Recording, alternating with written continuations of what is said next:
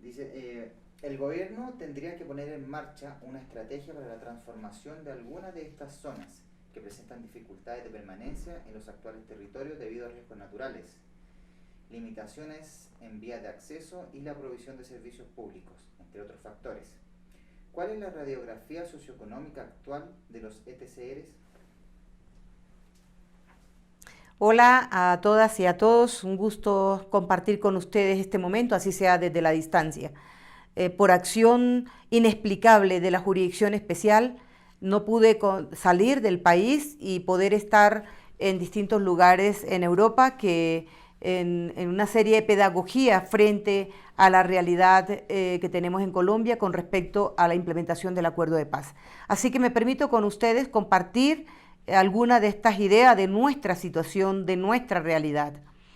Con respecto a la radiografía socioeconómica de los espacios territoriales de reincorporación, hay que decir que nuestros compañeros y compañeras permanecen en los espacios de manera heroica, resistiendo, promoviendo el proceso de reincorporación, apostándole a la paz, luchando por esas transformaciones que tanto anhelamos.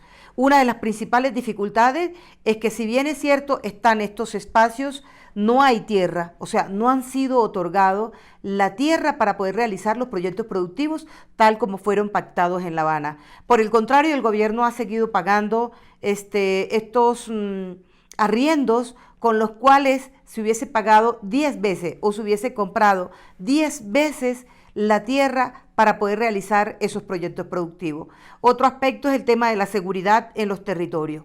Allí siguen las amenazas. De hecho, por ejemplo, son 170 de nuestros compañeros asesinados. En el caso del año pasado, en La Carmelita, nuestro compañero Alex Ortiz, un compañero que fue comandante en el bloque sur, fue atacado a tiros con 6 impactos. Afortunadamente no perdió la vida, pero otro hecho, ese sí le costó la vida a nuestro compañero hace menos de un mes en Mesetas, a nuestro compañero Rodolfo Fierro, también comandante, luchador del Oriental, en el otrora bloque oriental, pues que esta vez estando en su vivienda, comprometido con el acuerdo, trabajando en un proyecto que nos ha apoyado la cooperación internacional, en un proyecto Ambientes para la Paz, un proyecto ambientalista de recuperación del territorio, pues esta vez ha sido asesinado nuestro compañero en el espacio, dentro del espacio territorial. Estos hechos son los que exigimos garantía y que deben parar y garantía tanto política, jurídica, de vida por parte del Estado colombiano y del gobierno. ¿Cómo ha sido la tarea parlamentaria del Partido de la Rosa? Mire, desde que nosotros llegamos al Congreso de la República, lo primero que hemos dicho es que estas curules están al servicio de la gente del común, que es para que la gente que no tiene voz, que nunca han sido escuchados en estos escenarios, puedan hacer presencia, puedan exponer sus problemáticas en el Congreso de la República. Allí hemos hecho una estrategia, digamos, en 3 dimensiones. Una, que es a través del control político. Esto significa que estamos haciendo control a los presupuestos, control a los compromisos que el Estado tiene con los territorios de garantía de derechos ciudadanos, con esas comunidades alejadas, apartadas, con las víctimas, con la implementación del acuerdo de paz. Segundo, es lo que está relacionado con las audiencias públicas. En estas audiencias públicas, las comunidades ponen de manifiesto sus problemáticas, sus exigencias, y de parte nuestra, además de llevarlos al Congreso o de llevar el Congreso a los territorios, pues permitimos hacerle seguimiento también a estos compromisos que la institucionalidad adquiere con las comunidades, con las organizaciones, con el movimiento social. Y 3, está relacionado con la presentación de proyectos legislativos, proyectos que no han pasado todavía, proyectos que están relacionados con el acuerdo de paz. Por ejemplo, el proyecto de reforma política, el de tratamiento penal diferencial para los cultivadores y cultivadoras de cultivos de uso ilícito, el proyecto de las circunscripciones especiales para las víctimas del conflicto en una reparación colectiva a las víctimas y a los territorios afectados por el conflicto. Igualmente estamos haciendo parte de la bancada de oposición que ha venido haciendo debates, que viene haciendo control político, que acabamos de hacer la moción de censura con el ministro de Defensa, Guillermo Botero, a raíz de la sistemática violación de los derechos humanos, del derecho también internacional, a través de ordenar el asesinato, el bombardeo a un sitio donde las fuerzas militares tenían conocimiento que se encontraban niños y niñas en ese sitio, y aún así ordenaron el bombardeo y resultaron muertos 5 de estos niños.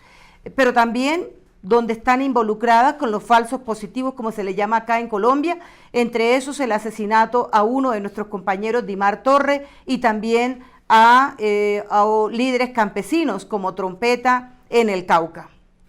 Por eso hicimos esta moción de censura, a tal hecho que el ministro se tuvo que ir. Creemos que ese es un hecho importante de incidencia de acciones de la oposición, pero también de partidos, partidos declarados pues independientes en el escenario del Congreso.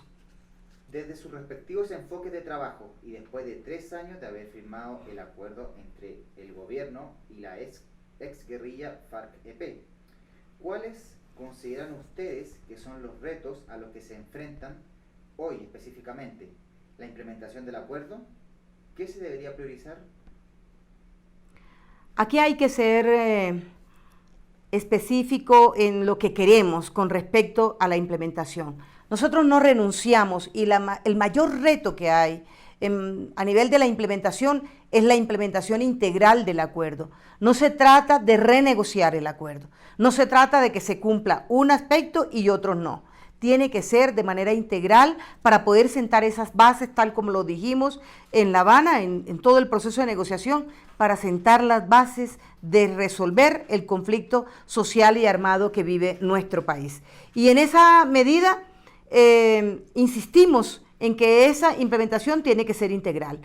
No obstante a ello, las primeras cosas que hablamos como un plan de choque, como de urgencia inmediata, está relacionada a la reforma rural integral. Y esto significa que se pueda entregar tierra a las comunidades rurales, que se garanticen los planes estos nacionales que llevan bienestar, progreso a los territorios, y también los planes de desarrollo con enfoque territorial para unos territorios, para 170 municipios en 16 macrorregiones, las más afectadas por el conflicto social y armado.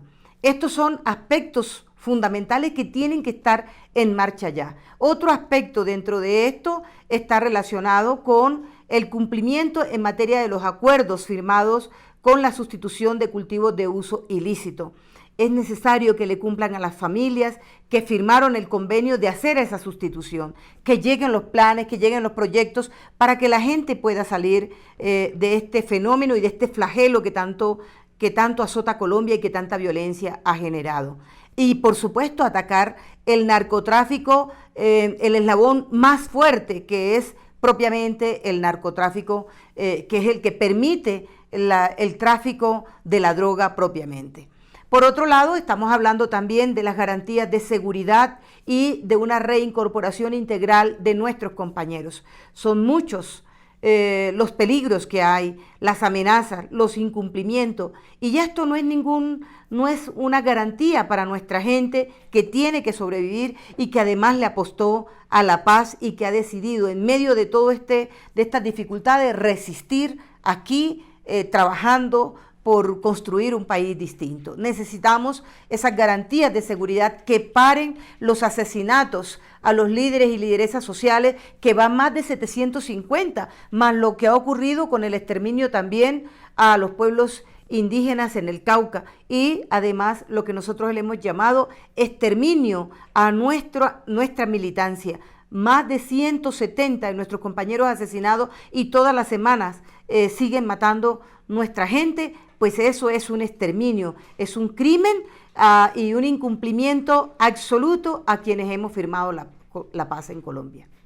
Bueno, pensando más allá de los acuerdos de La Habana, ¿cómo podrían reactivarse los diálogos con el ELN? Creemos que lo primero que hay que poner aquí es voluntad política. Y el Estado colombiano, el gobierno específicamente, no tiene esa voluntad política. En esa medida debe cumplir el acuerdo, porque es que está ligado también. Una insurgencia que podría entrar en proceso de diálogo, de negociación, no tendría ningún tipo de confianza si ve que el espejo es el incumplimiento que se ha producido en Colombia con el acuerdo de La Habana. Esa parte es fundamental, la voluntad política de parte de la institucionalidad, la disposición, el cumplimiento que haya frente al acuerdo y, por supuesto, concretar una agenda, y para eso se requiere voluntad de las partes. Pero aquí lo fundamental es el Estado quien debe garantizar y querer apostarle a la paz, porque lo que ha ocurrido en Colombia es que este gobierno no está comprometido con la paz de Colombia, ni el cumplimiento de los acuerdos, ni en la paz de la región. Se ha dedicado a atacar, a votar absteniéndose en un claro ejercicio de enemistad con un pueblo, por ejemplo, con Cuba, que le ha dado tanto a Colombia a nivel de solidaridad al acoger, al prestar su territorio para que se dé unos posibles diálogos que concretó el acuerdo de paz que hoy estamos defendiendo en este país.